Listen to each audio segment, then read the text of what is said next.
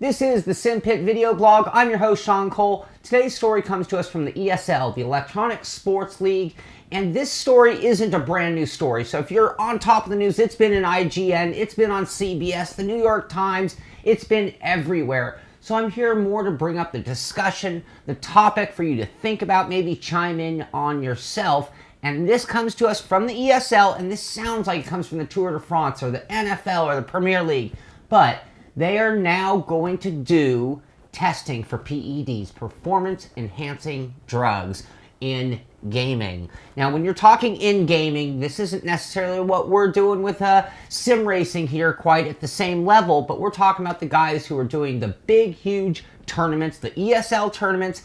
These teams can actually win like up to $250,000 at a tournament. These are huge, huge events, huge money at stake. So when you talk about what it takes to win, people might do whatever it takes, and the ESL apparently is going to have to start testing for PEDs in order to keep things right. Now, this all comes from an admission by a gamer from the team Cloud9. His name's Corey Friesen, and he actually admits that he and his teammates used the drug adderall to get an advantage at a tournament. This story comes back all the way back to March, but them doing the announcement of the drug testing comes almost now. Now, I mean, we're not talking blood doping, we're not talking steroids. Now, when you start testing for PEDs, I think they just come up with a master list, and it's probably going to include things like blood doping and steroids, but I can't see how steroids would actually help you be a better gamer.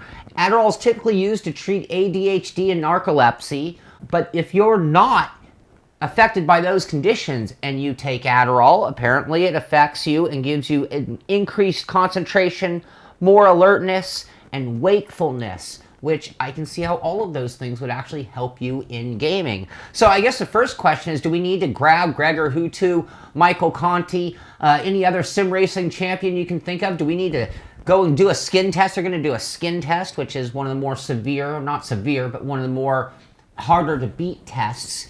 So they're taking it quite seriously, and again, with the amount of money at stake, do they need to move to that kind of testing to make sure it's fair competition?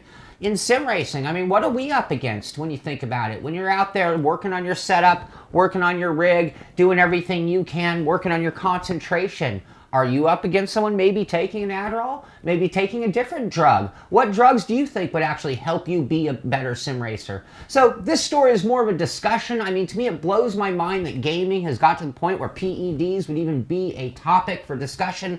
I mean, I thought a kid with a bunch of coffee or a bunch of Monster Energy drinks would be the typical drug of choice, but apparently I'm wrong there. So again, what do you think would be the boundaries? Where should they end the testing, or what drugs do you think would be a benefit to gaming? I'm not encouraging it, I'm just saying, what should they be testing for? So if you'd like to chime in, add your 2 cents, please follow this topic at thesimpit.com. You'll see the story there at the website.